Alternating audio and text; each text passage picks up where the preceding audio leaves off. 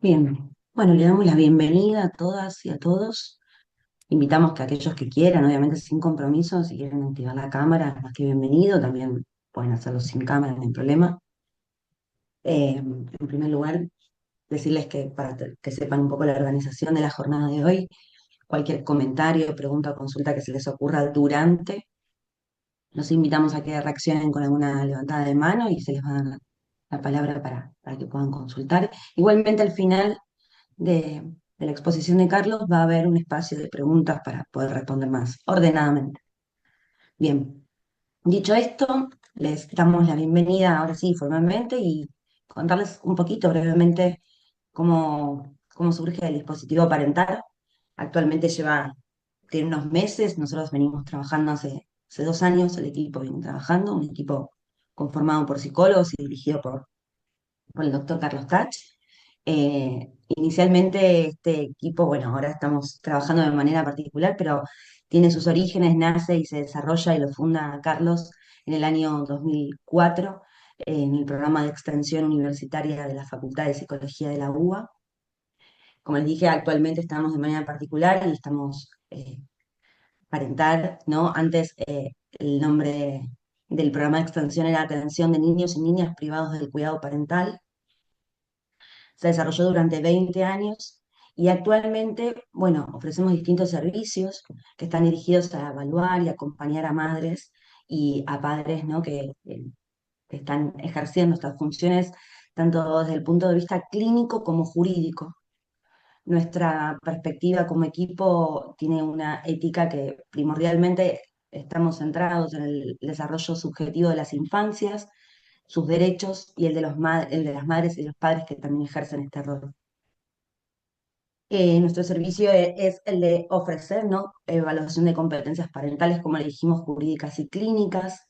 Hacemos intervenciones y orientaciones a madres y a padres. Tenemos espacios de coparentalidad, supervisiones profesionales y cursos. Bueno, hoy estamos dando la apertura con esta videoconferencia, pero bueno, están en nuestros proyectos próximos ofrecer más cursos y demás. Bien. Sofi. Hola, buen día, ¿cómo están? Bueno, antes de empezar les cuento un poquito sobre la trayectoria de Carlos, que es bastante amplia, pero que hay un resumen. Bueno, Carlos es doctor en psicología por la Facultad de Psicología de la UBA, director de Parentar, fue profesor de clínica de niños y adolescentes de psicopatología infanto-juvenil en la Facultad de Psicología también, fue director del programa de extensión Atención de Niños Privados del Cuidado Parental, también en nuestra Facultad de Psicología de la UBA, y en la misma facultad, profesor de clínica de niños y adolescentes, perdón, en la Universidad de Belgrano. Actualmente es docente en posgrados, en carreras de especialización y maestrías en la Facultad de Psicología y la Facultad de Filosofía y Letras de la UBA, en la Universidad Nacional de Tucumán y la Universidad Nacional de Rosario. Así como también es docente en seminarios e instituciones psicoanalíticas y es el autor de Síntomas en los niños, Neurosis infantil y Neurosis de angustia, editorial Eudeva, y otros tantos artículos en libros. Bueno, ahora sí, le damos la palabra a Carlos para empezar. Bueno, buenos días a todos, a todas. Bueno, gracias por el interés en esto que vamos a desarrollar hoy. Eh, Hemos titulado esta conferencia, esta charla, esta clase, Fallas en las competencias parentales en la primera infancia.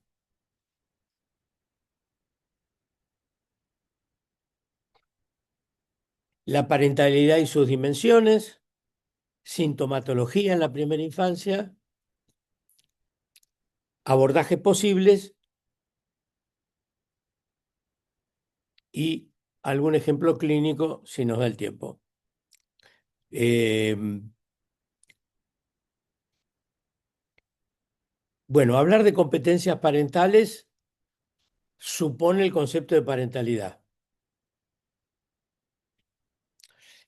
Entonces quiero arrancar con el concepto de parentalidad para llegar a qué significa competencias parentales y qué quiere decir fallas en esas competencias. El marco en el que nos movemos, en el que me muevo, es el campo psicoanalítico, basándonos, además de nuestra experiencia, en desarrollos psicoanalíticos sobre estas ideas. Es cierto que el concepto de parentalidad ha tomado una amplitud eh, que ha llegado eh, a la sociología, a estudios culturales, en el campo jurídico, educacional. Hoy la idea de parentalidad tiene una amplia difusión, pero estoy casi seguro, por las investigaciones teóricas que hice, que nace del psicoanálisis. Y que esa idea prendió y vía los estudios psicoanalíticos y se difundió a diferentes campos que hoy lo tratan de variadas perspectivas. ¿Mm? Que son, me detengo porque ahí aparece, tengo que admitir gente. No sé, Sofi, si vos podés admitir, si te da para vos también, Sofi o Flor, que si lo podés hacer. Em,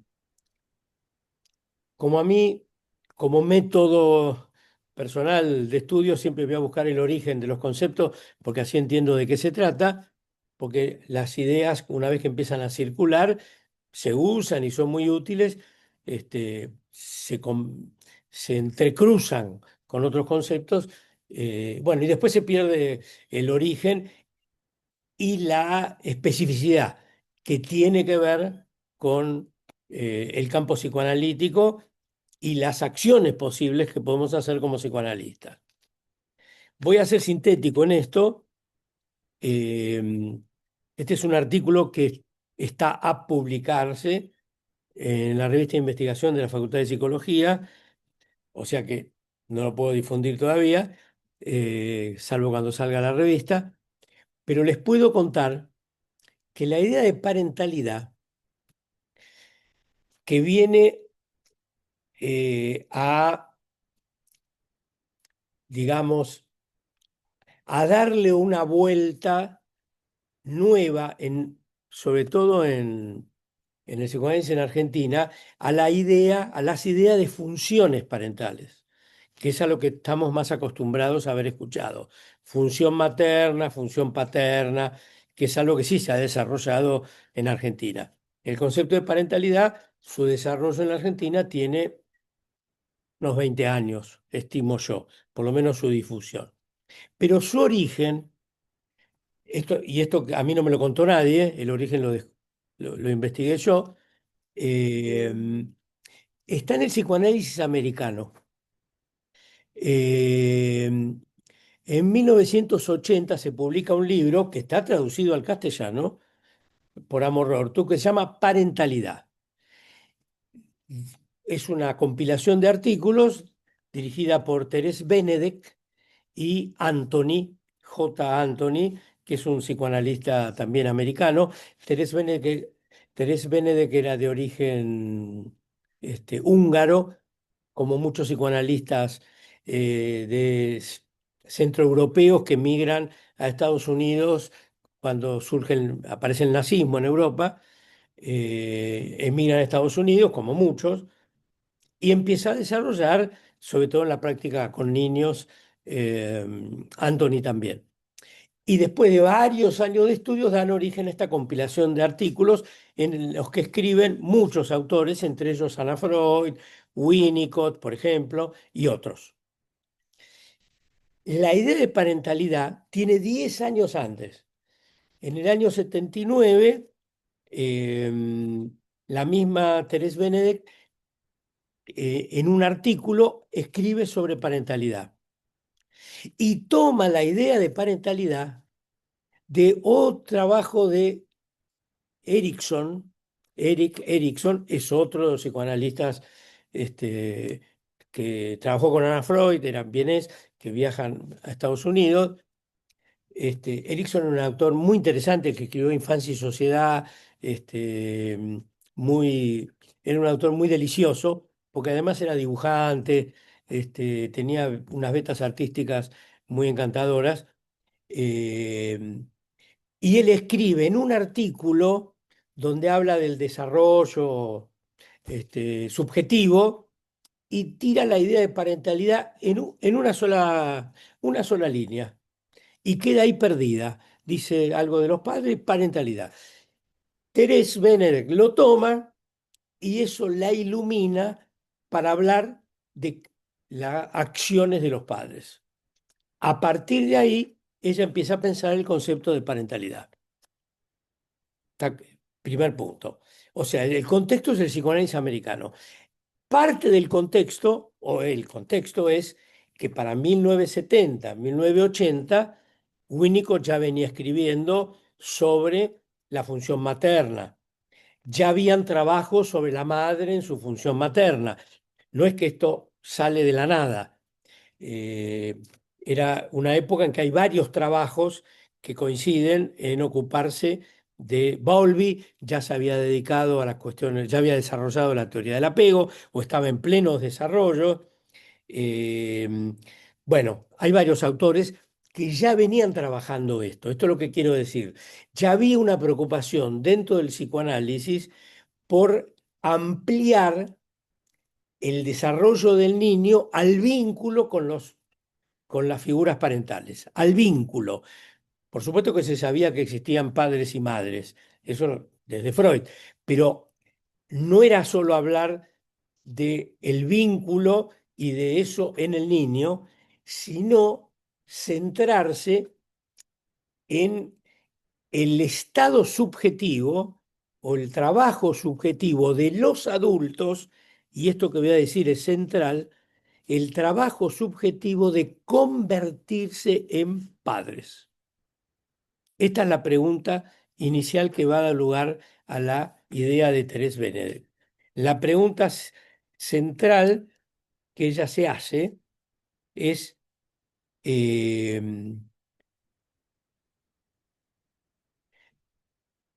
¿por qué se ha estudiado extensamente al niño pero no a los padres?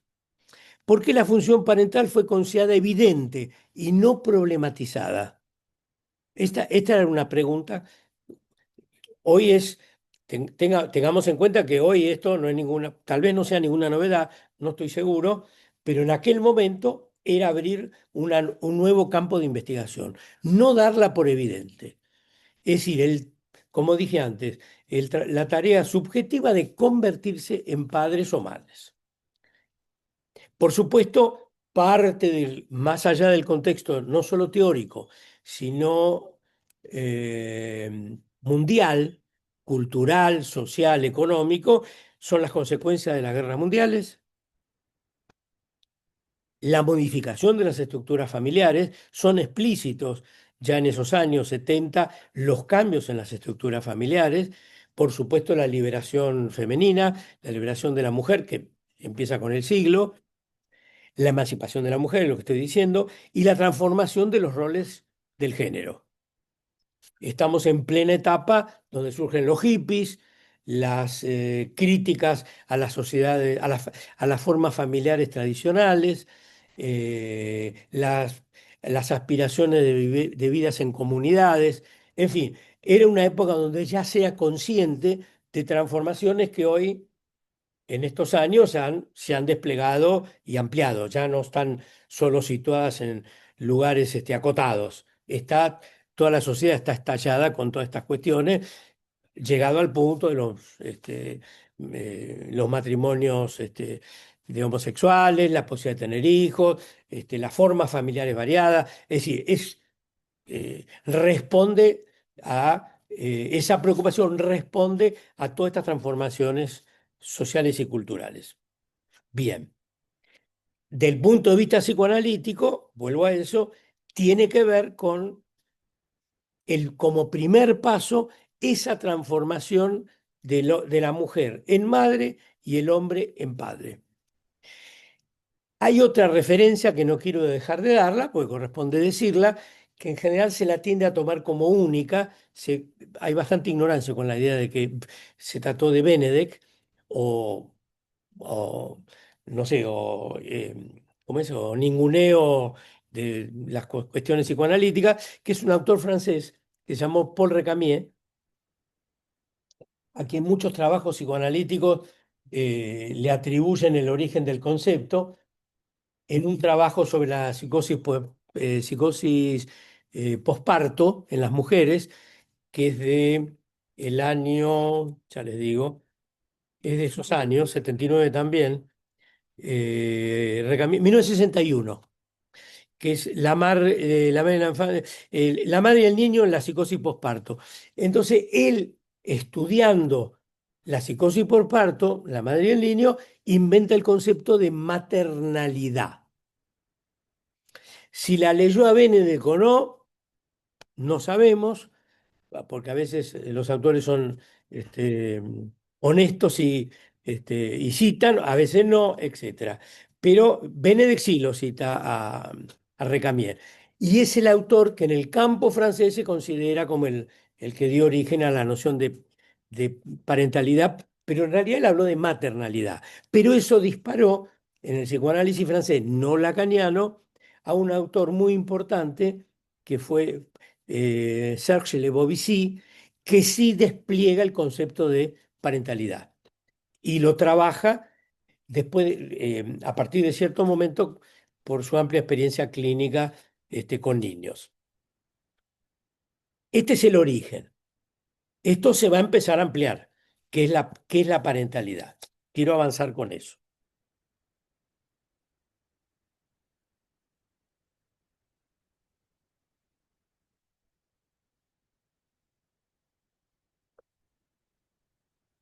Le Bovici va a decir, pero ya en los años 80 en adelante, 90, para que vean cómo piensa un psicoanalista que fue un tradicional en los primeros años. La obra de Serge Le Bovici comienza en los años 50.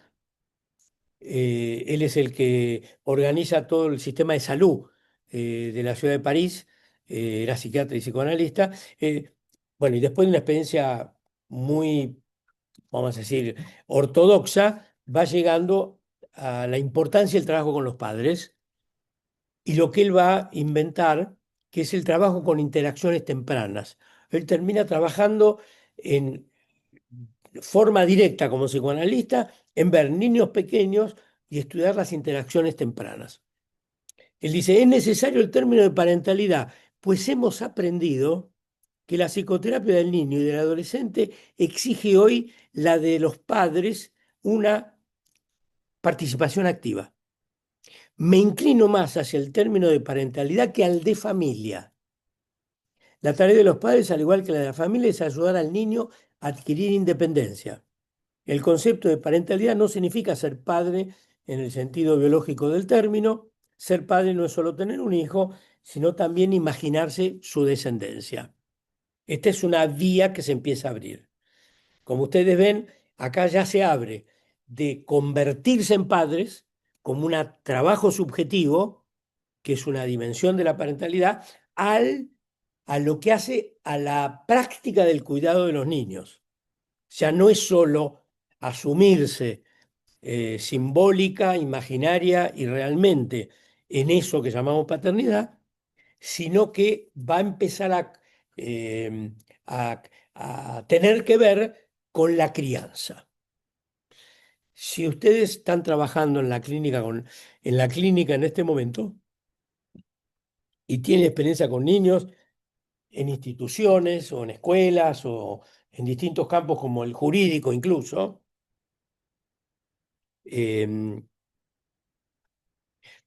el programa de extensión que dirigí muchos años, les cuento, empezamos a recibir muchas demandas judiciales de evaluación de las competencias parentales, porque la vida judicial se encontraba con niños que estaban en situación de riesgo por negligencia, maltratos, abuso, abandono, descuidos, etcétera.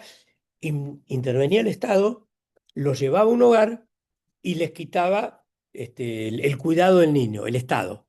Entonces, pero la madre o los padres, mayormente las madres, pero también padres, demandaban recuperar al hijo y los juzgados mandaban a evaluar si estas mujeres, estos hombres, estaban en condiciones de criar al niño, de seguir criándolo.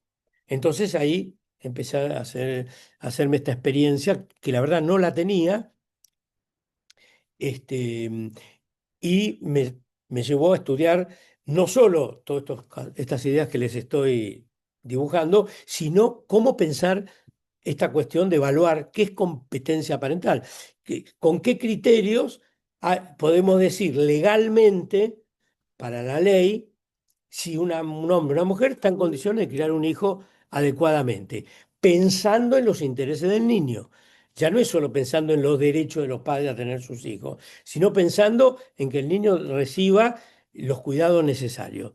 Bueno, esta influencia de la ley en la vida social, en lo que es la crianza de hijos, es parte de todas las transformaciones que han surgido a partir del concepto de parentalidad. Es decir, ya, y a partir, por eso han surgido la Declaración de Derechos del Niño del año, nunca me acuerdo cuándo, que es que hay una responsabilidad del Estado que asume la tarea de defender los intereses del niño. Ya no es que la familia pueda hacer lo que quieren con los hijos, como bueno, podía hacer durante mucho tiempo. Eh, durante mucho tiempo, ¿no? No había algo legal que obligara. Maltratos y abusos se cometían y no había ninguna red social que permitiera ocuparse de eso, vamos a decirlo en estos términos. ¿Mm? Esto es parte de las transformaciones contemporáneas. Ya el Estado se hace cargo de vigilar o de cuidar las crianzas. Digo esto porque si ustedes están en la clínica, habrán visto, si están en instituciones, que muchos problemas de consultas que no llegan a la necesidad de intervenciones legales, judiciales, son en parejas jóvenes que tienen hijos y hay un déficit en la capacidad de crianza, en la capacidad de lo que es criar a un niño. Y esto lo podemos decir desde el punto de vista psicoanalítico, estrictamente, de brindarle a un niño lo que necesita, entenderlo, orientarlo, ponerle límites, etc. Y muchas consultas de trastornos en los niños llevan muy directamente a descubrir que de lo que se trata es de una alteración en los vínculos o en la capacidad parental. ¿Sí? Desde ya que cuando, esto lo digo ya ahora, pero vamos a volver en algún momento, que cuando nos ocupamos de esto, no estamos juzgando a los padres, pero sí tenemos que poder delimitar dónde hay fallas, dónde hay ineptitud. Esta es la palabra, donde hay ineptitud para cumplir esa función. Esta idea de ineptitud surge de dos lugares, porque el tema de las competencias parentales es complejo y es amplio, pero una es la aptitud para criar, cuidar, nominar, incluir al hijo en la historia familiar, en todo sentido. Si conocen el Freud de 1895, del proyecto de psicología para neurólogos, donde él postula por primera vez la escena de la vivencia de satisfacción, Freud dice al pasar, no tengo la cita acá, la usé en un trabajo, dice al pasar, pueden confiar, vayan y búsquenlo, que el niño llora, alucina, recibe el pecho, alucina la satisfacción, y Freud dice por ahí, un individuo, un adulto apto, ¿sí? Está en capacidad de detectar lo que el niño está necesitando, el bebé, para atenderlo. Esa es la palabra, ¿sí? O sea, que alguien tiene que tener la aptitud de poder brindarle la satisfacción. Por supuesto, Freud no va a teorizar eso. Freud teorizó el desarrollo intrapsíquico, siempre. No estudió la cuestión de interacción vincular o el lazo. Estudió el efecto de la presencia del otro. En un famoso trabajo que es de Freud sobre dos teorías del suceder psíquico, cuando él vuelve con el modelo de la representación del principio del placer, el pasaje al principio de realidad, etcétera, dice, y dando el psiquismo primario, dice en una nota al pie de página, todo esto es posible teniendo en cuenta los cuidados maternos. Pie de página. Es decir, que Freud era, por supuesto, tenía claro que había cuidados maternos, pero no lo teoriza. Y ese cuidados maternos, Winnicott lo va a retomar en uno de sus artículos de los años 60, que él se va a ocupar de eso. Eso que Freud pone como una llamada al pie de página, él se va a ocupar de eso, los cuidados maternos, ¿sí? Que va a ser un aspecto de la parentalidad. La parentalidad es los cuidados maternos, pero es más que eso. Pero eso es uno de los desarrollos. Entonces, esta digresión eh, complementaria de lo que voy desarrollando tiene que ver con situar problemas contemporáneos que encontramos en la clínica, que tiene que ver, que se consulta por trastornos en los niños y nos hacen ver que detrás de ello hay ineptitudes en las funciones. Por ahora paro ahí y después seguiré en este punto, ¿no?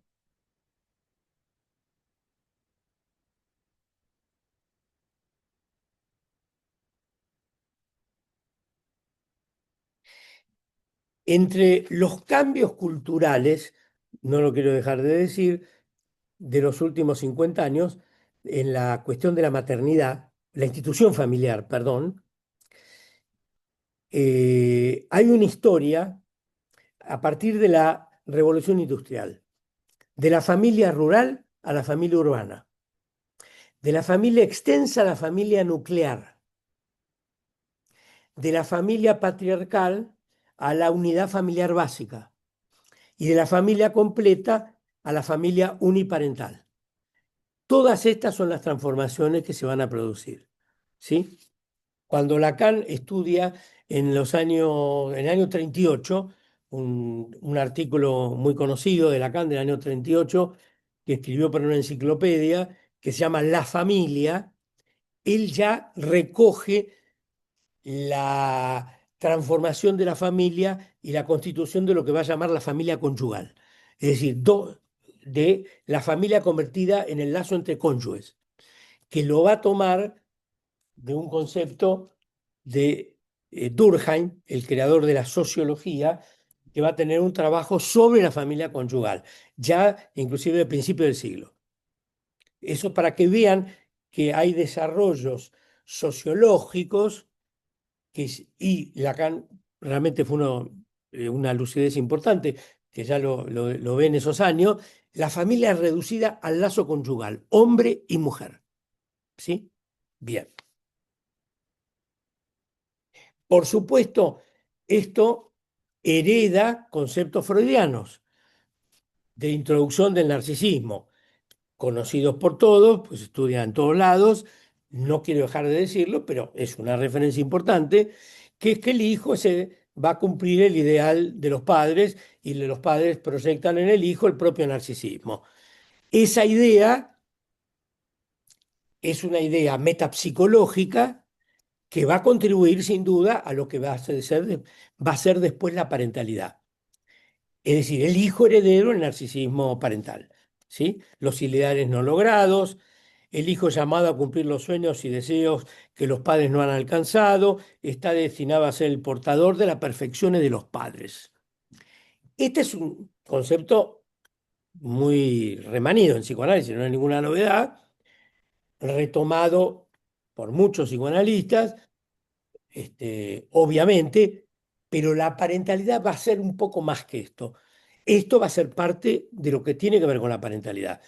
Pero la parentalidad va a haber que pensarla como del punto de vista de una complejidad. No voy a poder detenerme aquí en qué es el paradigma de la complejidad. El paradigma de la complejidad es un marco epistémico de un intelectual francés que acaba de morir hace muy poquito, con 104 años, que se llamó Edgar Morin, eh, y que dio mucho estímulo a muchas disciplinas humanas y a muchas corrientes psicoanalíticas, no muchas corrientes, algunas corrientes psicoanalíticas, algunos desarrollos psicoanalíticos, ¿sí? Que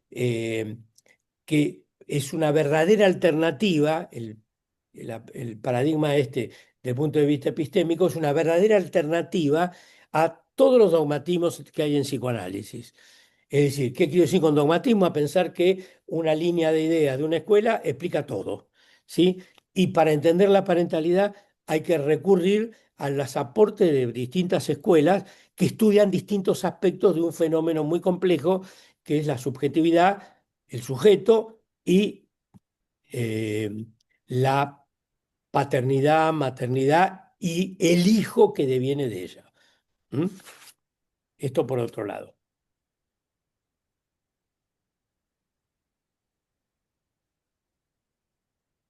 Psicoanalíticamente podemos decir esto. Es un proceso, la parentalidad es un proceso psíquico complejo de un adulto que se constituye como padre o madre, simbólico de un niño, asumiendo la tarea de sostener, representar y acompañar su proceso de subjetivación. Fíjense que acá en esto hay simbólico, hay sostenimiento, representación y acompañar el desarrollo subjetivo de alguien. O sea que fíjense que vamos de lo más estructural a lo más singular, que es la tarea concreta de criar a un niño.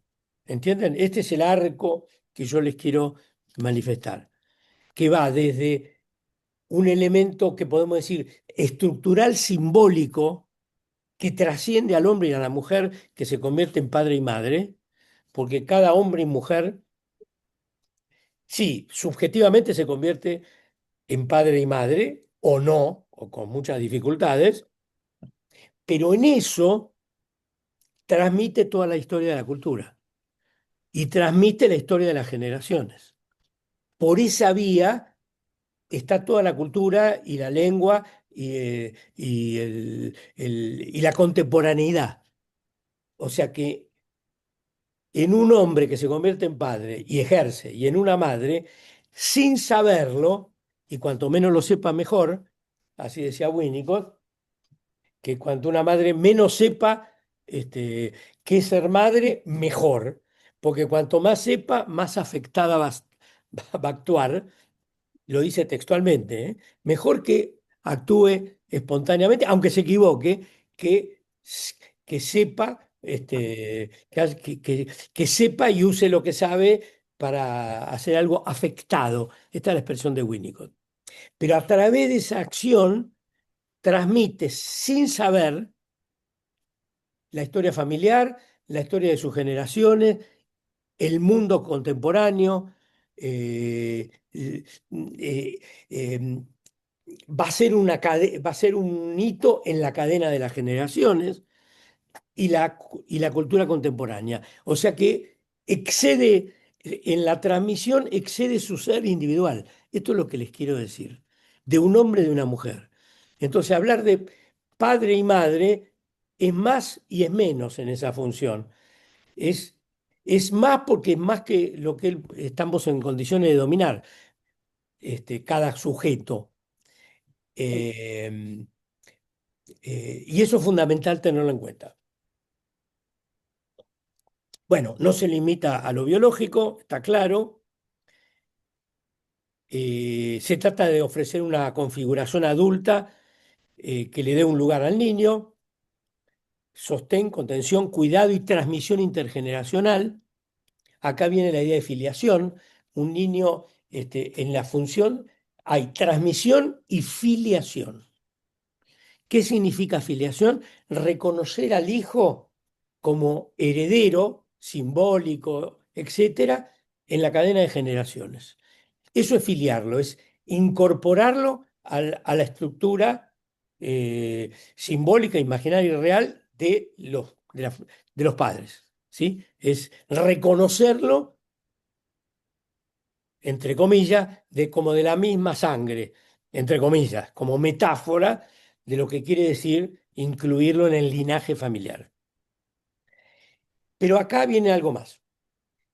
Esto que se llama parentalidad es un proceso, más que un rol o una función.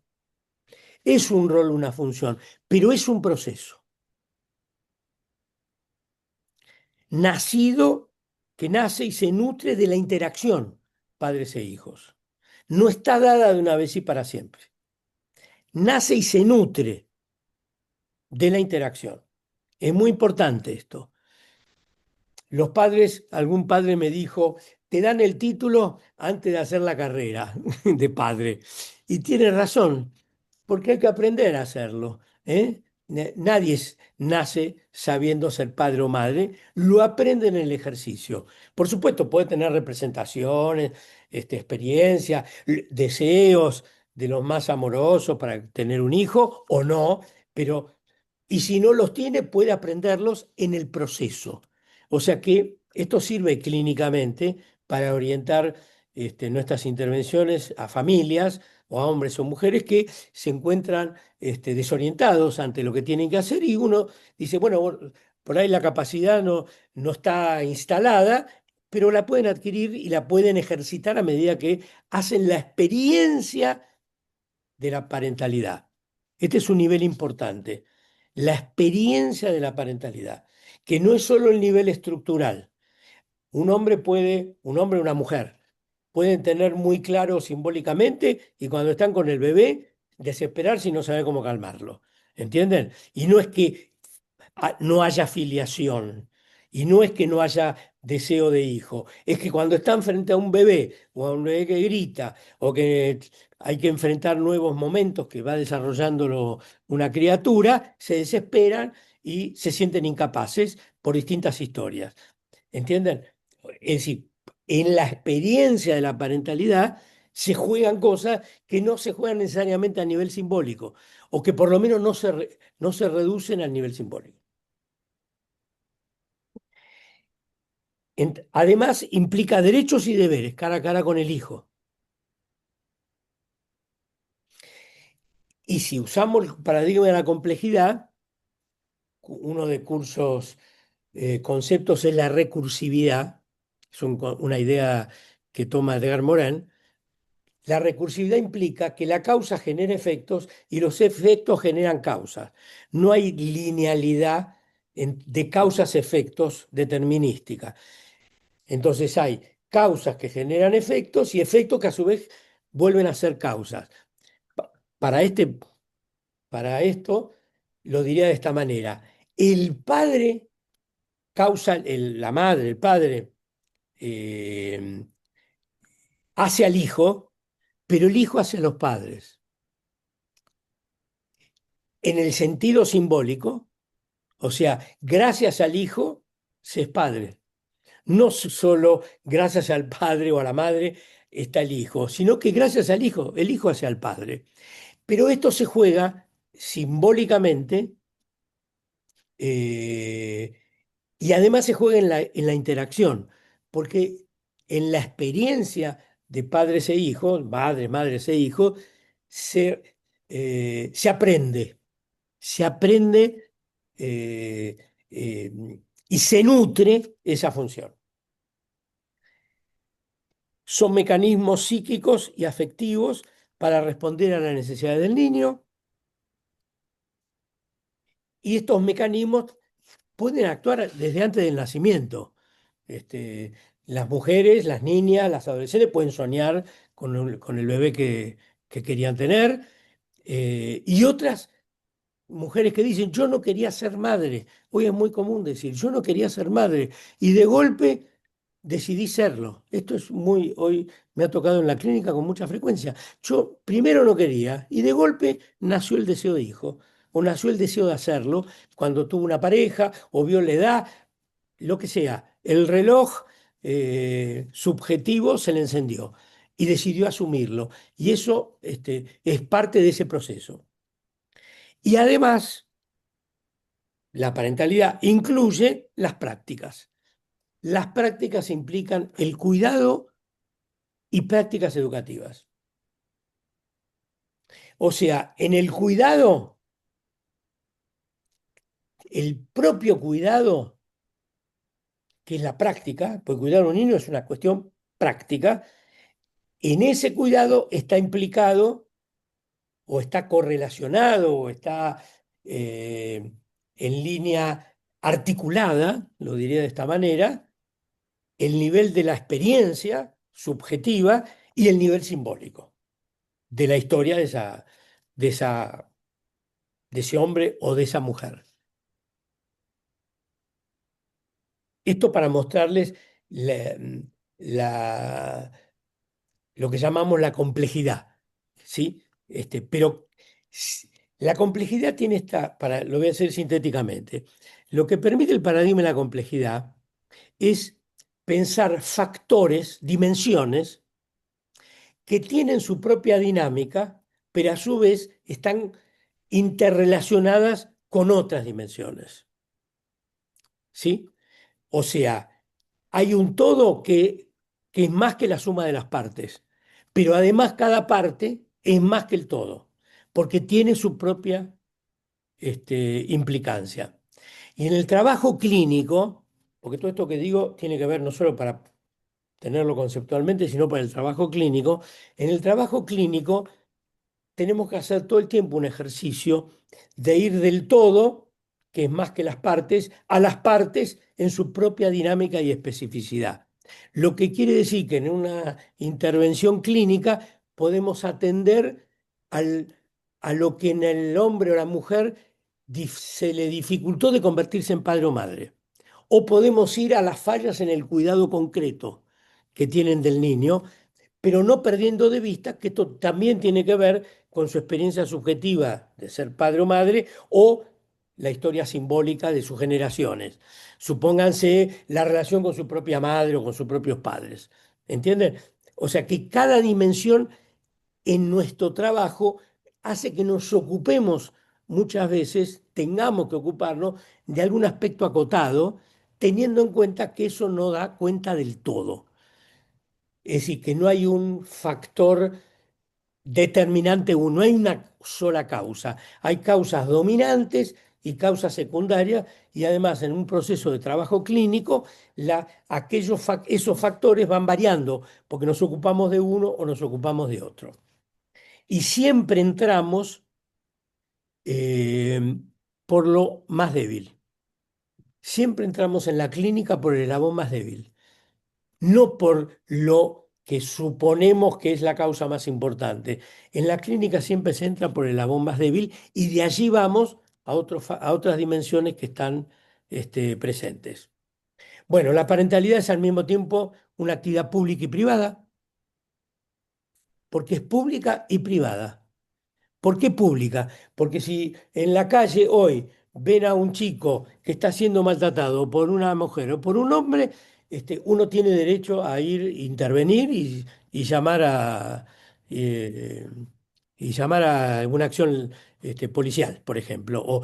Eh, o sea que, o si un chico está solito y está llorando, los vecinos llaman porque lo abandonaron. Hay una cuestión pública en esa cuestión.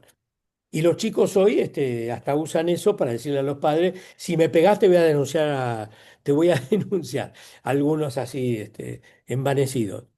Bueno, se vive en lo cotidiano, la parentalidad es un proceso cotidiano, no es puramente simbólico. Es el oficio, padre, madre, cuidar al hijo, educarlo, pero también está definida por una serie de variables sociales, que es lo que estoy tratando de decir. Contexto cultural de la familia, situación económica, etcétera, que hay que tener presente en la clínica. no podemos no tener presente en la clínica. Entonces, el proceso es psíquico y es social. Fíjense que cuando hablo de la tarea de convertirse en padres, que es lo primero que va a señalar Benedek, en la tarea psíquica, el trabajo, no es tarea, es trabajo psíquico de convertirse en padre, es un proceso psíquico, es un proceso intrapsíquico. Cuando hablamos de función, estamos hablando más de un nivel estructural donde eh, se ocupa un lugar que es simbólico y se actúa desde allí, que es otro aspecto, sin duda. Es decir, la parentalidad desde el punto de vista simbólico estructural. Pero convertirse, eso es transindividual, esto es lo que quiero decir. Pero lo individual de convertirse en padre es intrapsíquico. Acá estoy articulando un nivel estructural simbólico con lo que es psíquico e individual. ¿Sí?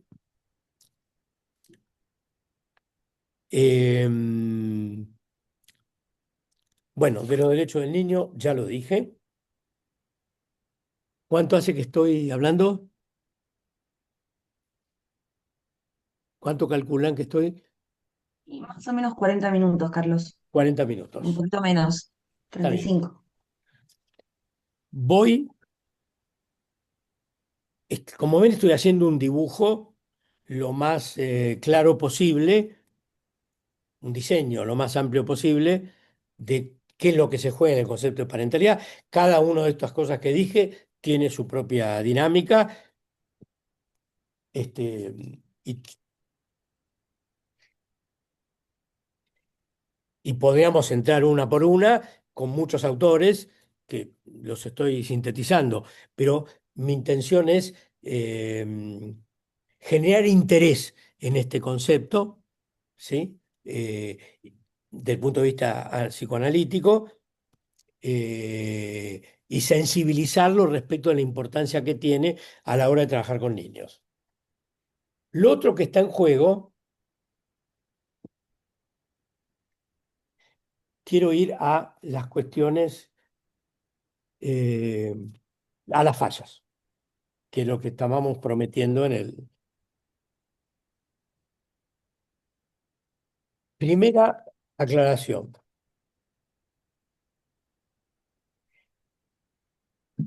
Eh,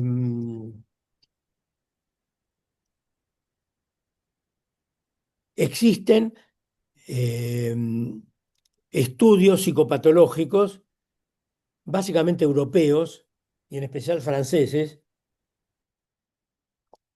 también algunos americanos, eso existe, de la psicopatología infantil de la primera infancia, que no son el DSM, que justamente son una verdadera alternativa al DSM que ha influido por la influencia del mundo anglosajón en América, en el mundo, pero han surgido alternativas, eh, sobre todo francesas, no lacanianas. ¿M? No estoy descuidando las ideas de Lacan, estoy usándolas como una de las vertientes para lo que estoy desarrollando, pero hay estudios de la psicopatología infantil, primero de la psicopatología infantil de la segunda infancia, las neurosis, los cuadros border, la psicosis, etcétera, de la segunda infancia.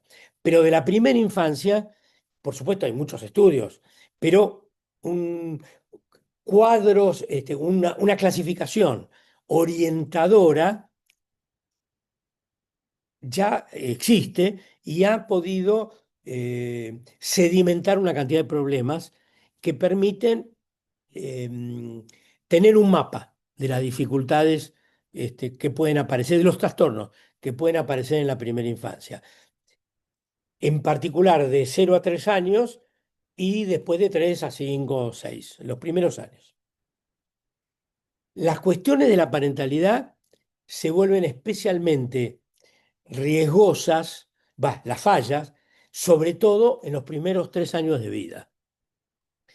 Eh, hago un comentario que seguramente lo habrán escuchado, y es la creciente aparición en los últimos 30 años, no sé, no tengo una estadística, pero seguro los últimos 30 años, de lo que el DSM clasificaba como trastorno generalizado del desarrollo y ahora como trastorno del espectro autista. Eso ha crecido en el mundo, ese diagnóstico. Más allá de las cuestiones que se puedan hacer sobre precisiones este, psicopatológicas, ¿sí? Eso ha crecido como fenómeno sintomático en el desarrollo de los niños. Es muy raro y muy difícil de explicar. ¿Por qué ese crecimiento? Eh, no los autismos, el autismo que descubrió Kanner, que es un autismo muy específico y muy claro y incurable, diría yo, casi incurable, sino diversas formas que se asemejan a algo autístico y se lo clasifica así. No me importa entrar en la fineza de si es el nombre adecuado para los que han estudiado autismo desde el punto de vista psicoanalítico, pero lo que es cierto es que aparecen niños con deficiencias de desarrollo importantísimas ya en los primeros 2 años y que empiezan a recibir y que, no, sí, en los primeros 2 años, pero que a partir del año se empiezan a ver como algo que no anda y empiezan a recibir tratamiento de todo tipo, de lenguaje, motriz, de aprendizaje, etcétera, porque son niños que no encajan y eso ha recibido el nombre de autísticos, de espectro autista. Y entonces, bueno, como saben, las terapias cognitivo-conductuales tienen mucho para ofrecer en el sentido más inmediato de la palabra, porque hay un chico que no habla, no crece, no mira, y aparece una oferta de direccionalidades a ejecutar con el niño, para los padres es una esperanza de solución. Y muchos casos que he visto, y muchos colegas que han visto, sabemos que ahí hay algo silencioso, silencioso, que ha ocurrido en el primer vínculo entre padre y madre, entre padre, madre y el niño. Algo silencioso, es como si hubieran ocurrido traumas silenciosos, como lo llamaba Winnicott, que recién dan sus efectos a partir del año o de los 8 meses o de los año y medio, porque mientras tanto el tiempo va pasando y parece que es una rareza o una dificultad. Pero no es trauma, acá estoy usando la palabra trauma, no me voy a referir hoy al concepto de trauma, pero fíjense que acá hay un uso de la palabra trauma, que sí la va a usar Winnicott, que no es el hecho puntual, inesperado, como es excepcional de un acontecimiento. Acá trauma está usado en el sentido de un vínculo alterado que permanece permanente en la vida de un niño y sus padres. ¿Sí? Entonces no es una vez, que es el ejemplo de la seducción traumática, etcétera, un abuso, etcétera. No, es un vínculo que adolece de fallas importantes y va minando la estructuración psíquica temprana. ¿Sí? Esto es algo para investigarlo. ¿Sí? Es una hipótesis personal. Decir un trauma silencioso para esas etapas, lo presenté en un trabajo hace ya casi 3 años, 2 años, en una jornada sobre Winnicott, que lo titulé, discúlpeme que haga referencia, pero como lo he estudiado, se llama el trauma temprano, acerca del trauma temprano. ¿Sí? Que vuelvo a decir, es un vínculo, un lazo que está minando la capacidad subjetiva de un niño. Y el autismo, lo digo a propósito, es ya una defensa. El autismo ya, el cuadro psicopatológico ya es un modo defensivo de la enfermedad.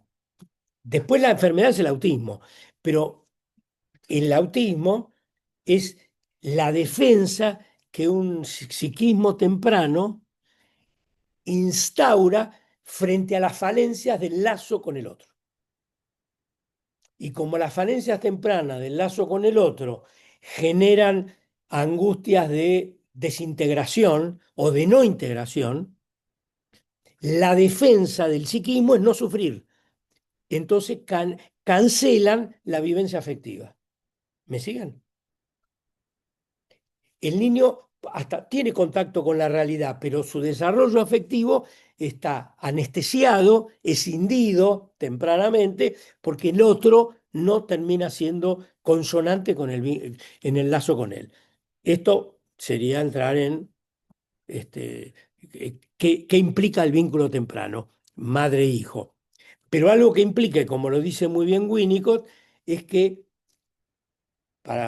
aprovecho para decirlo, ser madre es ser dos y uno al mismo tiempo. Es poder ser dos y uno. Ese es el desafío.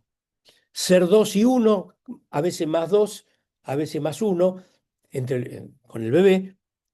Y este es el desafío. Es aquello a lo que invita a la crianza de un bebé. Bien.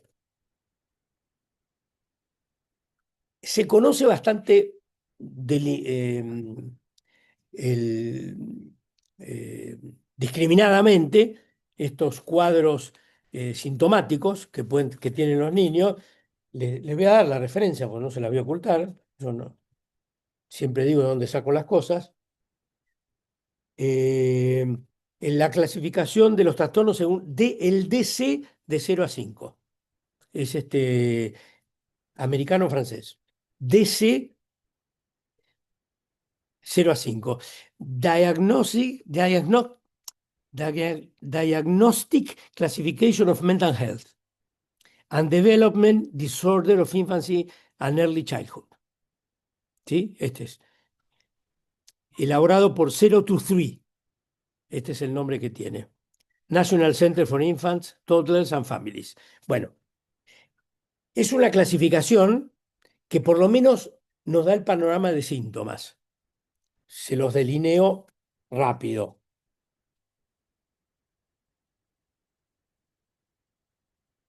Según los síntomas, hay trastornos de la regulación, trastornos del apego y relacionales, trastornos de ansiedad y afectivos, trastorno del espectro autista y la comunicación social, trastornos del comportamiento y la externalización, y trastorno del sueño, alimentación y funciones corporales. Estos son los síntomas del niño, ¿sí? Es el diagnóstico clínico principal. Pero en la clasificación, este es uno de los ejes.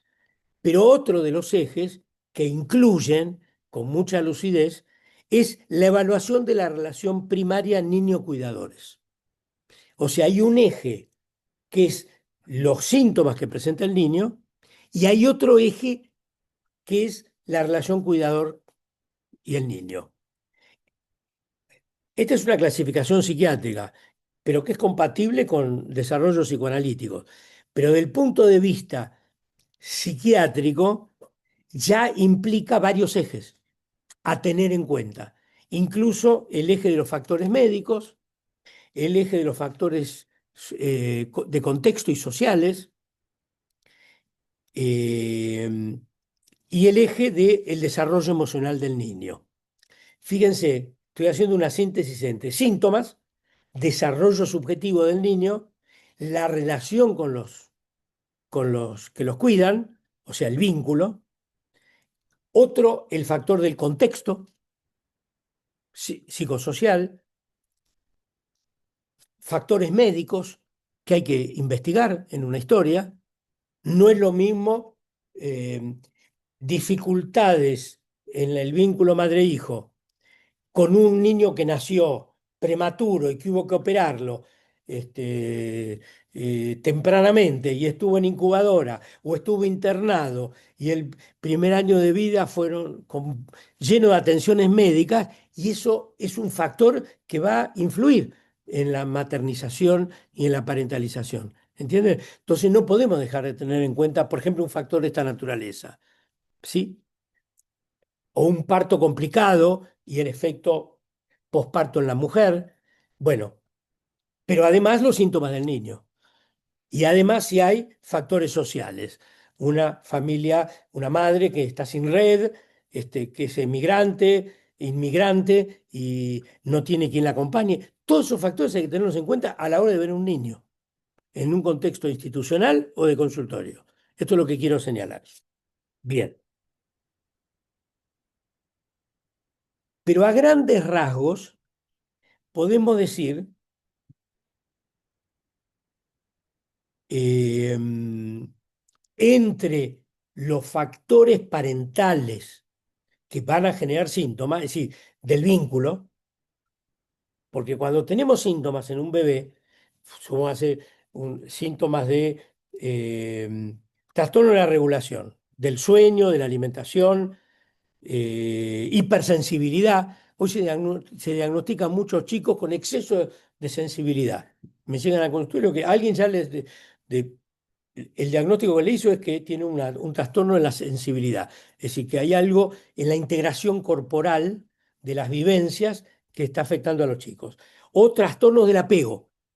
La variable del apego es importantísima. Apego desorganizado, evitativo, inseguro. No, inseguro, son todos inseguros, salvo el apego seguro. Desorganizado, desorientado, evitativo, reactivo. Bueno, ese es otro factor, además de los síntomas. ¿Entienden? Los niños nos van a consultar por algo, este es lo manifiesto de lo sintomático, o ansiedad de separación, o fobias tempranas específicas, o trastorno del comportamiento, ¿sí? Negativistas, desafiantes. Entramos por esas alteraciones del niño, pero si tenemos en cuenta, tenemos que ver el desarrollo emocional y tenemos que ver el vínculo. ¿Qué pasa en el vínculo del niño con los padres? ¿Me siguen? Esto va ampliando la cuestión de la complejidad. Pero en términos más focalizados, podemos hablar ya de algo más grave, sí, más grave, porque esto podría ser meramente, no, puede ser grave esto también. Pero si hablamos de privación de cuidados parentales, que sería otra de los factores a tener en cuenta en las fallas parentales, habrían privación por déficit ambiental o privación por traumatismo psíquico. Privación por déficit ambiental, privación, voy a señalar, privación no es frustración, ni es castración, salvo si toman castración en el sentido lacaniano muy general. Pero el propio Lacan diferencia privación, frustración y castración, para los que lo saben. Privación es falta en lo real. Frustración es falta en lo imaginario. Y castración es falta en lo simbólico. Bueno, la falta en lo real es privación. Acá viene bien ese concepto, porque no es la falta del niño que tiene madre, es la falta real de la madre. Hay faltas maternas, hay privaciones maternas, vamos a decir, estando con el niño. Pero hay niños que sufren privaciones y carencias, como se los ha llamado, de presencias maternales. Después de la Segunda Guerra Mundial, se empezaron a estudiar, esto es parte de lo que influyó en la aparición del concepto de parentalidad. Después de la Segunda Guerra Mundial, los psicoanalistas empezaron a descubrir las carencias de cuidados maternales. Se empezó a descubrir. Por ahí otros ya las conocían, pero los psicoanalistas empiezan a descubrir ahí. ¿Por qué? Porque, como ustedes saben, no sé, o si, no sé si saben, Winnicott y Anna Freud se dedicaron a los niños que eran evacuados de Londres por los bombardeos alemanes. Entonces, Londres fue una ciudad bombardeada toda la guerra, toda la guerra. Hasta el último día de la guerra, los alemanes tiraban bombas sobre Londres. Entonces, el gobierno británico empezó a evacuar a los niños. Esa evacuación los separaba de los padres. Eso empezó a dar problemas y los estudiaron los psicoanalistas, creo que los llamaron seguramente para que ayuden, y es conocido el estudio de las carencias maternales de eso. Pero después empezó, ahí aparece la historia de Spitz, que empieza a ver los niños que no tienen su madre porque no tienen el cuidado regular. Bueno, eso abre a los psicoanalistas estudiar no las poblaciones de niños con familia, con trastornos neuróticos, que son como empezó el psicoanálisis, sino empezaron a estudiar problemas sociales, de carencia real de madre. Es decir, la madre que desaparece, la madre que abandona o que se muere. ¿Sí? Esto lo estudió Bowlby, que empezó a ver lo real del vínculo madre-hijo y inventó otra teoría, que no es estrictamente psicoanalítica, que fue considerada herética y en los últimos 30 años viene siendo recuperada por desarrollos psicoanalíticos. ¿Mm? Cuando hay privación por déficit ambiental, es decir, que el ambiente le falta al niño, es decir, como algo permanente, lo que tenemos es una falta de estimulación cognitiva y lingüística. Ahí viene la importancia de un niño estimulado o no estimulado, cognitiva y lingüísticamente. Pero es una consecuencia ambiental, por impericia materna, por desórdenes en la vida familiar, etc. Otra es carencias en juego y socialización. Niños que no juegan o que son muy hiperactivos o que no saben jugar, que son sobre todo de acción. Cuando decimos juego en el sentido de simbolizaciones. ¿Mm? O en la capacidad de socializar, de estar con otros. Retrasos en hitos del desarrollo. O sea que hay el momento del desarrollo donde se produce algún retraso de las adquisiciones del yo. Psicoanalíticamente, las habilidades lingüísticas, inteligencia, motricidad, etcétera, fueron consideradas del desarrollo del yo. Aunque tengan eh, que ver con factores simbólicos y otros, del punto de vista del psiquismo, son desarrollos de adaptación a la realidad. Y eso corresponde a funciones yoicas en el psicoanálisis estrictamente freudiano. ¿Mm? Entonces, retrasos, que puede ser en la motricidad, que puede ser en el habla, que puede ser en entender, en aprender. ¿Mm? Y problemas de regulación del sueño o la alimentación. Es decir, alteraciones que toman la forma de angustias temprana, pero es una desorganización interna que resulta insoportable.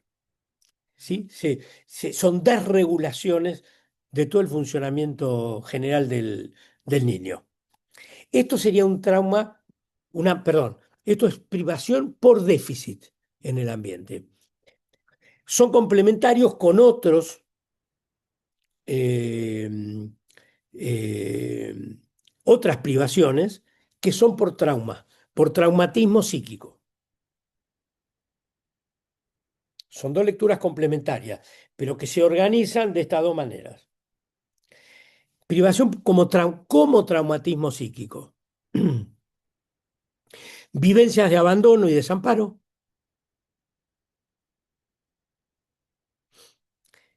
Apegos desorganizados.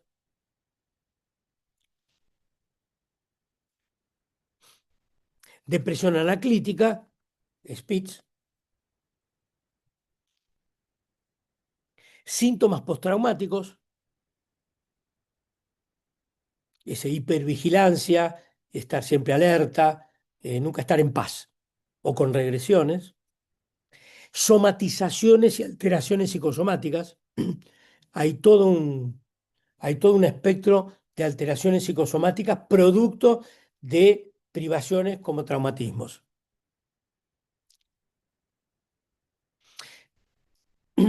No tengo tiempo hoy para contarles los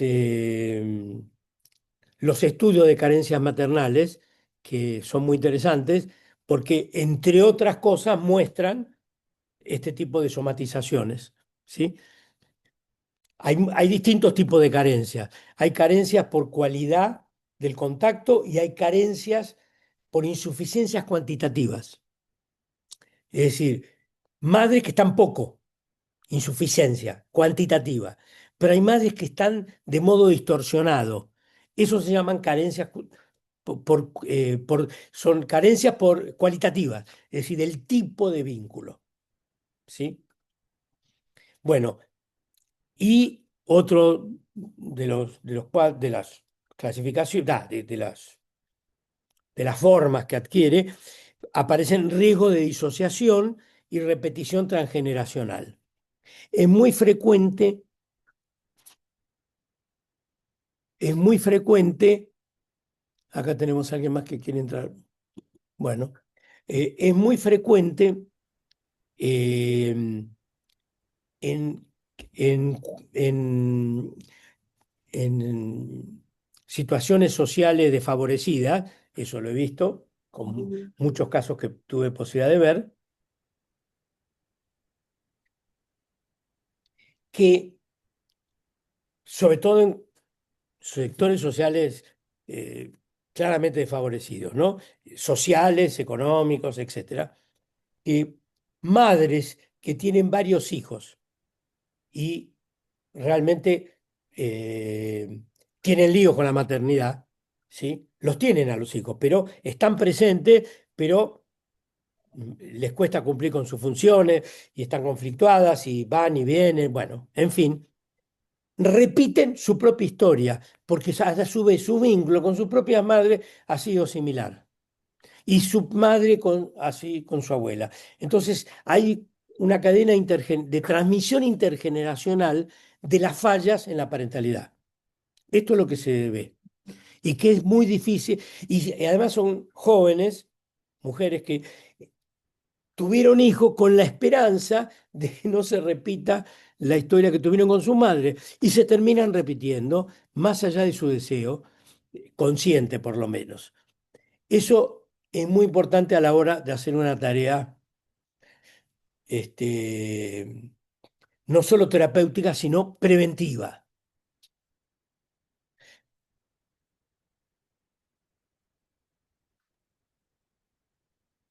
Bueno, esto abre a otros temas que no estoy hablando, llego hasta aquí, que sería propuestas de intervención que pueden ir desde la prevención primaria, secundaria o terciaria, para decirlo en términos de salud mental, ¿sí?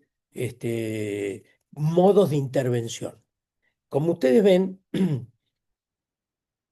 el uso del psicoanálisis para estas cuestiones que pueden ir desde un trabajo social hasta un trabajo en hospitales, hasta el consultorio, hasta un trabajo clínico, implica un uso del psicoanálisis, bueno, heterodoxo, o por lo menos no estándar de lo que Freud inventó con la atención de pacientes neuróticos. Es una extensión del psicoanálisis a otros campos, pero muy compatible con nuestra, nuestra perspectiva. ¿Por qué? Porque frente a estas dificultades, lo digo en pocas palabras, nos ocupamos de la subjetividad del niño y de la subjetividad de los padres. Y tratamos de ayudarlos y acompañarlos a que encuentren los recursos que no disponen o no tienen, y los que tal vez puedan construir.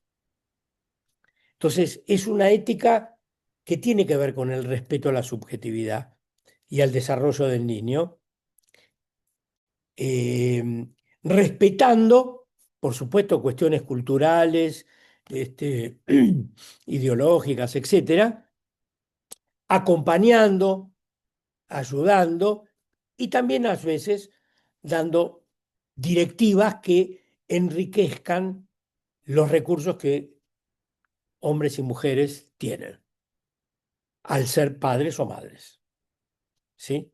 Lo digo en términos generales, pero es un modo que, ¿esto para qué? ¿Para qué digo todo esto?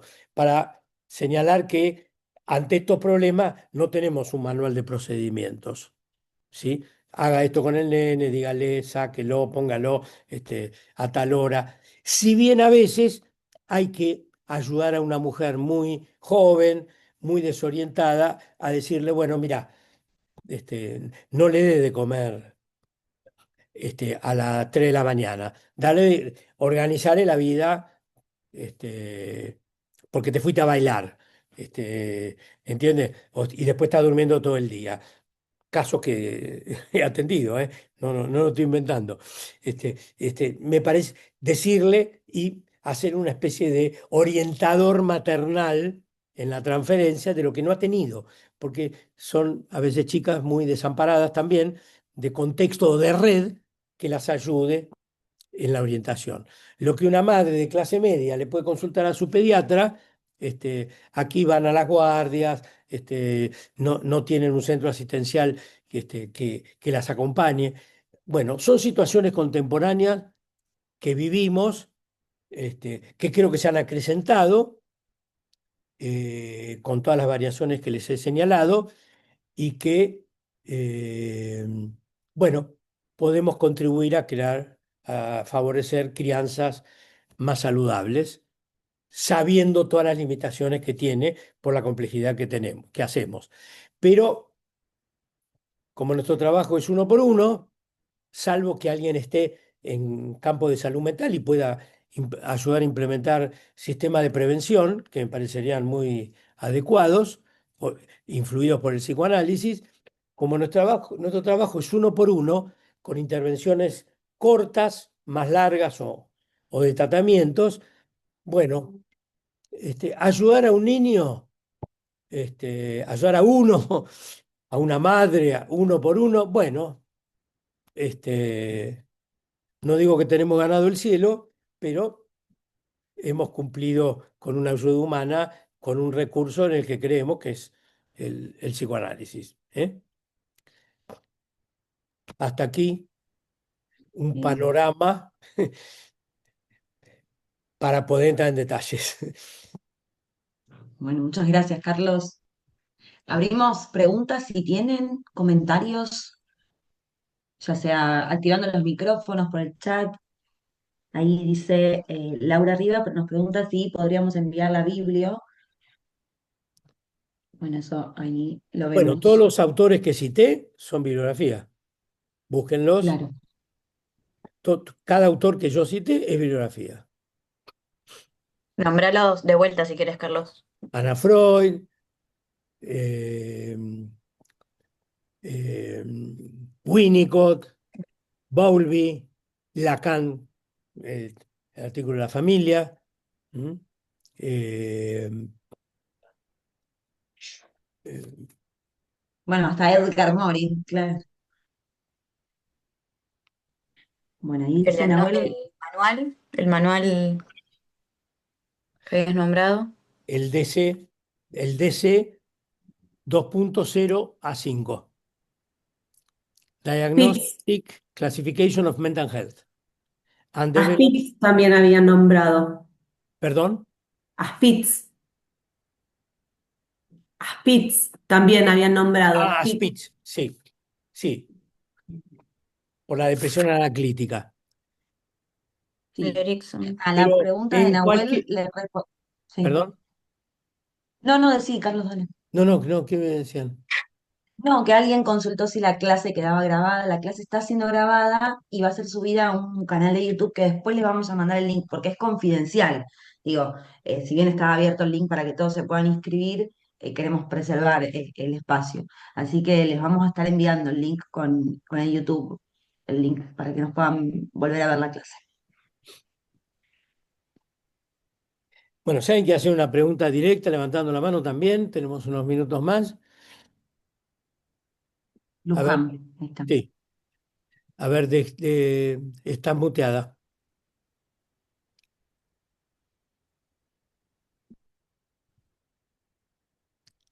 Ahí está. Yo lo tengo que hacer. Ahí está. Ahí está. Bueno, yo dar las gracias a Carlos por la orientación que nos dio para pensar.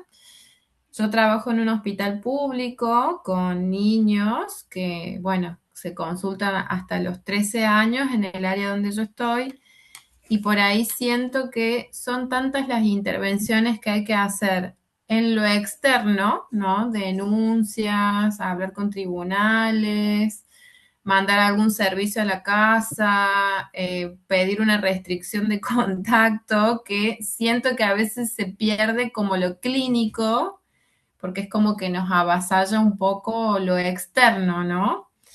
Y bueno, esto último, ¿no? De que, bueno, que no hay un manual de procedimientos y yo por ahí pienso cuánto de lo que hago ayuda, ¿no?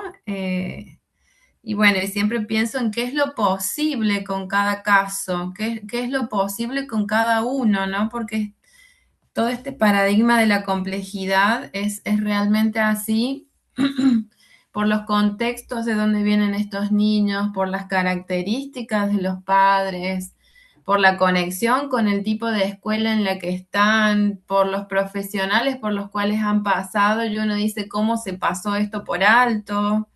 Entonces, a veces cuando llegan, uno dice, ¿qué es lo posible? ¿Por dónde comienzo, no? Este trabajo. Bueno, agradecer un poco eso y preguntarles si ustedes tienen la formación en la evaluación de las competencias parentales, si esto es una cosa que se puede hacer en el grupo donde están ustedes, porque bueno, a veces tenemos como mucha conexión con tribunales o nos piden algún informe, ¿no? Sobre alguna cuestión de los niños que atendemos y de alguna manera uno, bueno, está interpelado por tratar de entender si estos papás tienen o no las competencias en la crianza de este niño, ¿no? Eso muchas veces es un tema de preocupación para mí, siempre, digamos. Em, bueno, es así, como vos decís, que es mucho lo que a veces hay que hacer y se pierde,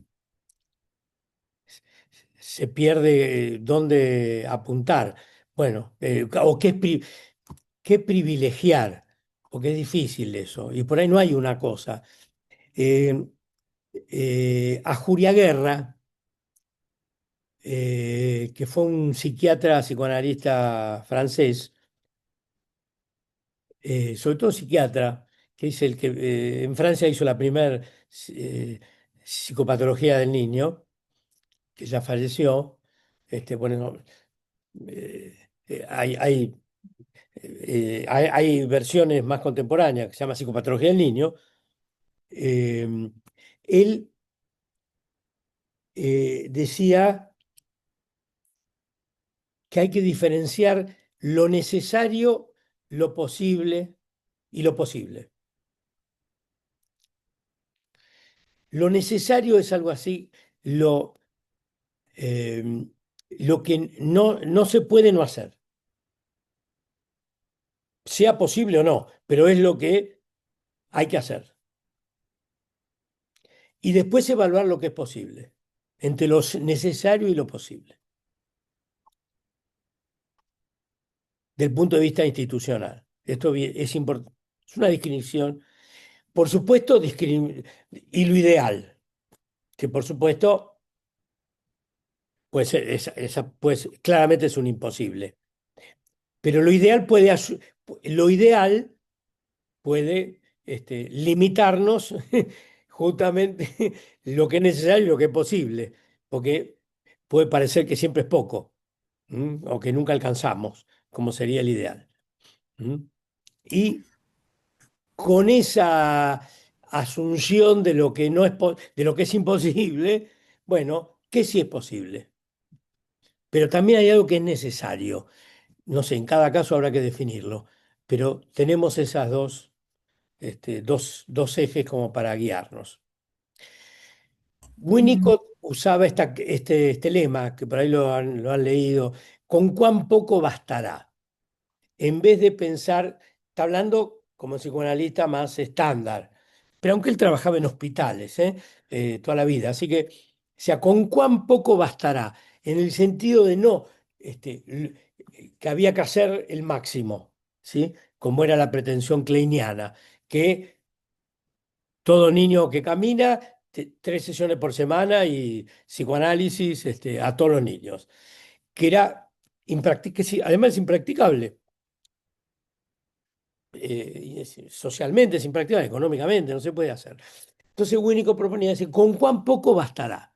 O sea, pero que baste, que sea efectivo, ¿sí? Eso por un lado. Eh, para transmitir formación en esto, bueno, estamos armando ideas para ver cómo transmitirlo, porque es nuestra experiencia, que la vamos sedimentando, este, y la vamos adecuando, y bueno, hay que armarlo para una transmisión que sea útil. Si les interesa, yo voy a dictar un curso de doctorado en la Facultad de Psicología de la UBA, que es abierto, los que hacen doctorado y los que no, que va a estar en el segundo cuatrimestre. Todavía no está publicado en la página de la UBA, que se va a llamar De la función materna y paterna a la parentalidad. Psicoanálisis en niños y adolescentes, de las funciones materna y paterna a la parentalidad, donde voy a hacer una ampliación de todo esto que escucharon hoy en detalles, ¿sí? Y daré algunas pautas de competencias, ¿sí? Pero dar pauta de competencia es una cosa y evaluarlas es otra. Eso es lo que quiero señalar. ¿Entiendes? Bueno, eso es lo más complejo. Pero por lo menos eh, ya ampliar las teorías que podemos disponer para esto, me parece que, bueno, es un camino en el que hemos iniciado. Si nos escriben al mail de Parentar, cuando esté, yo haré un flyer cuando salga, la facultad todavía no me lo terminó de armar, en julio lo publican, lo publicitan, este, espero que sea en septiembre, octubre, van a ser 2 meses, bueno, ahí va a haber entrar en más detalles de esto. ¿Mm? Y por aquí vamos a planear algunas cosas. ¿Mm? Hay una encuesta que le Aprovecho. vamos a mandar y que nos vamos a orientar en qué podemos, decilo, Flor. No, eso mismo que acabas de decir, esto último que les dejamos en el chat para que puedan responder una breve encuesta, no más de 2 minutos.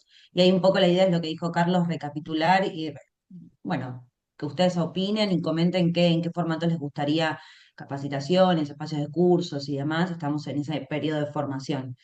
Así que los invitamos a que respondan sin compromiso, obvio. Y algunas personas te preguntan acá en el chat, bueno, esto creo que lo leíste, porque No, ¿dónde ver esto decime. del doctorado? ¿Dónde verlo del doctorado? Pero bueno, vos lo vas a subir a tu perfil, ¿no? Sí, De pero en el Instagram. doctor, lo van a encontrar en la página de la facultad, posgrado, doctorado, curso de doctorado. Todavía no está, porque todavía yo no terminé de definirle la fecha, pero ya va a aparecer, va a haber un flyer, lo vamos a publicitar Lo compartimos en Parentar después. en Parentar también, exactamente. Bueno, los invitamos a seguirnos en Instagram también, que ahí va a haber novedades. Sí, también. Como dijo Flor, la grabación de esto la vamos a subir a un canal que va a quedar abierto, así que va a ser de acceso público esta conferencia. O sea que la van a tener, la vamos a editar y después mandaremos el link por Parentar. ¿Sí? Te preguntan, Carlos, si es de manera virtual el doctorado. Creo que sí, ¿no? Sí, es virtual, es virtual. Es virtual. El curso de doctorado va a ser virtual. Sí, sí, va a ser virtual. Ok. ¿Comentarios, dudas, algo quieran agregar? Bueno, muchas gracias por los aportes. Bueno, me alegro. Hay muchos agradecimientos. Romina Rodríguez dice que sos muy claro, interesante. Bueno, gracias.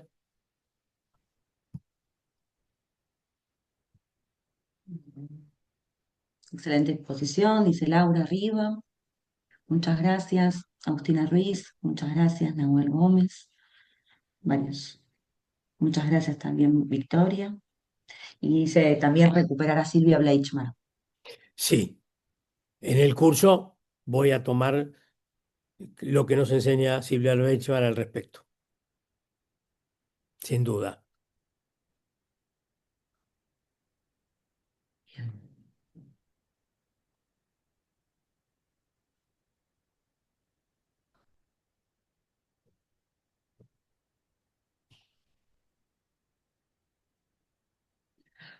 Bueno, Bueno, por último, no sé, creo que está bueno, no sé si yo lo dije al comienzo, pero bueno, iban entrando algunos y algunas. Nada, los servicios que ofrece el equipo parental, que bueno, como un poco lo que expuso Carlos, fue la evaluación de competencias parentales, intervenciones y orientaciones a madres, padres, personas que estén criando, espacios de coparentalidad, supervisiones profesionales y bueno, ahora en esta planificación de los cursos, talleres, seminarios y demás. Tenemos el mail, que es desde donde les enviamos el link, desde donde también completan formulario, el Instagram que lo podemos colgar, ¿no? En el chat, cualquier cosa. sí. Y Eh, consultas, supervisiones, orientaciones, bueno, eso también brindamos porque lo hemos hecho, o sea que es otro servicio que damos. Este, bien, bueno, de acuerdo a lo que nos conteste en la encuesta, podemos armar otra conferencia. Además del curso que yo voy a dar en la facultad, por ahí focalizar alguna otra conferencia antes de fin de año, así, abierta. ¿Mm? De Esto- compartir Instagram. Este fue un panorama, pero que me importaba darlo para mostrarles el espectro de temas que están en juego. ¿Mm?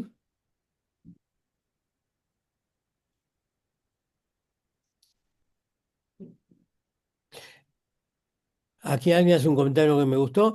Me quedó resonando mucho la tarea subjetiva de convertirse en padre y madre, la idea de representar el proceso de subjetivación del niño, entre otras cuestiones.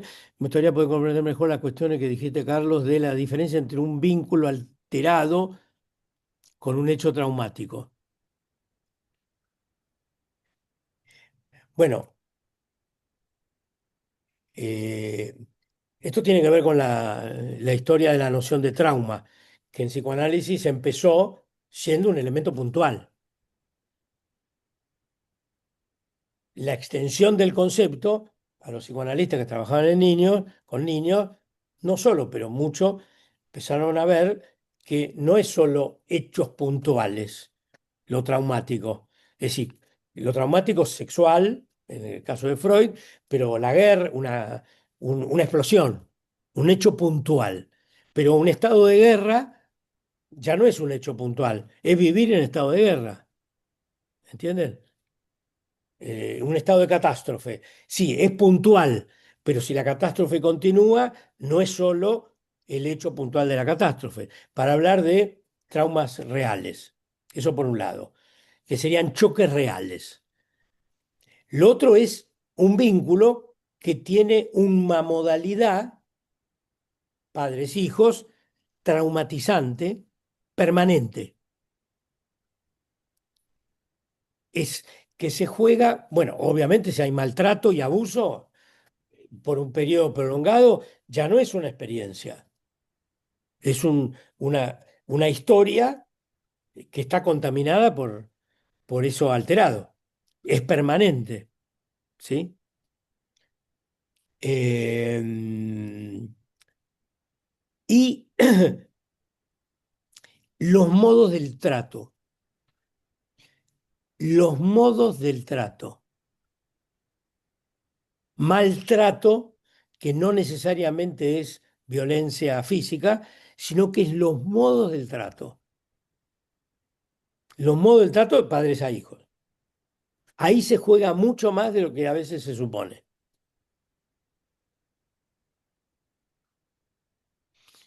Y en las dificultades del trato que puede tener una madre o un padre, se juega toda su historia subjetiva, su asunción en la paternidad, su tolerancia a lo que es un niño, su capacidad o no de acompañarlo, de entenderlo, la repetición transgeneracional de cómo fue criado él. En los modos del trato hay mucho más de lo que parece. Es concreto, pero al mismo tiempo implica toda una historia subjetiva e inclusive cultural.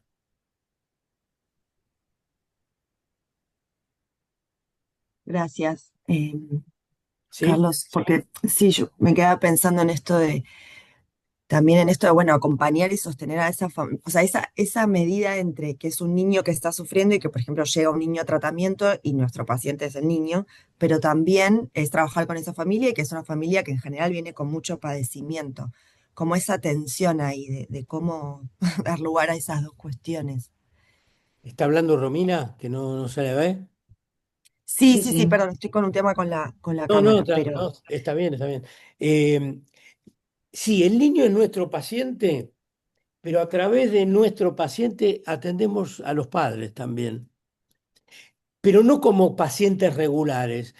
Yo pienso la clínica del niño como la atención también de los padres en cosas puntuales en las que nos tenemos que ocupar. ¿Entienden? sí, ok. Por eso la cita de Lebovici viene bien, porque para trabajar con un niño necesitamos esa colaboración de los padres.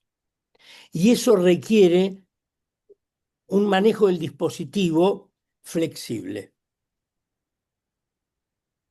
¿Se entiende? Flexible. Darle cabida a los padres, darle cabida al vínculo. La subjetividad del niño también se juega en la intersubjetividad. ¿Entienden? Y la de la madre también se juega en la intersubjetividad con el niño.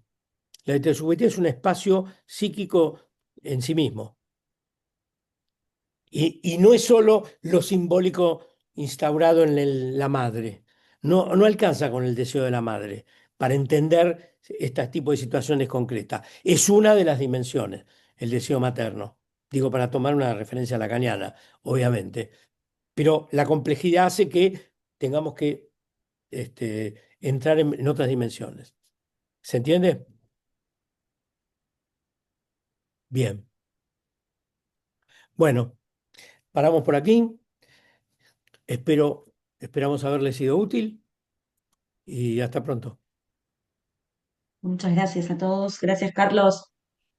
Gracias Muchas por participar. gracias. Hasta pronto. Gracias.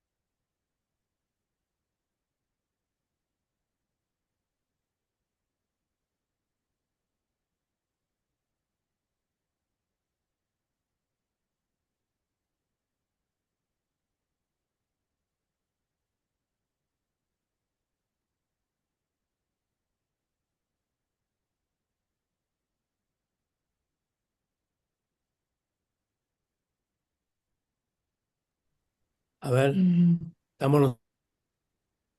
Buenas Ahí ¡Qué está. tardes. genial! ¡Qué genial! ¿Salió bien? Hermoso, sí, Sí, Muy sí. bien. Aparte como que se abrieron varios interrogantes y disparadores, no sé, yo ya me imaginaba alguna diplomatura, algo. Sí, Bueno, genial. ahí ya respondieron 11 personas y diplomatura ah, está en un top. Sí, Compite, abrir compite estos diplomatura. conceptos, abrir estos conceptos, genial. ¿Cómo, Muy cómo? No te rico. Que escuché. abrir todos estos conceptos por ahí, armar como un esquema de la exposición y sí, estaría buenísimo. Claro que sí, sí. genial. Sí, además está bueno esto de compartir y Luján creo que era que había dicho esto de, bueno, que hay que hacer como muchas cosas y yo pensaba, ¿no? Es como que tenemos que ser psicólogos, trabajadores sociales, abogados, saber de todo y es a veces como muy solitaria también la clínica cuando te tocan estos temas puntuales. Eh, Así que está bueno compartir y escuchar y formarse en eso, que también hablando de los derechos del niño, que sé yo que sea Carlos, esto del interés que tiene que estar el Estado y demás, bueno, tiene que ser una cuestión pública todo esto, ¿no? Para las Mm. personas que trabajan, que no hay mucha formación. Y está bueno también, Carlos, que mencionaste por ahí las problemáticas más actuales de la crianza, ¿viste? Mm. Porque incluso hasta podríamos decir que en los últimos años, 5 años, ha cambiado muchísimo esto. Y por ahí yo lo que escucho es que varios cursos quedan como desactualizados en ese sentido, ¿viste? Ujú. Está bueno Pero esto que el autismo sí, es sí, sí, de un tomar temón aparte. esto, Disculpe, sí, ¿detenemos la está muy grabación? bueno. Carlos, ¿Eh? ¿detenemos la grabación? Sí, sí, claro. Perdón. Yo la tengo que detener. Después Después la editamos igual, recortamos. pero sí, sí. Esperen que se me fue el lugar.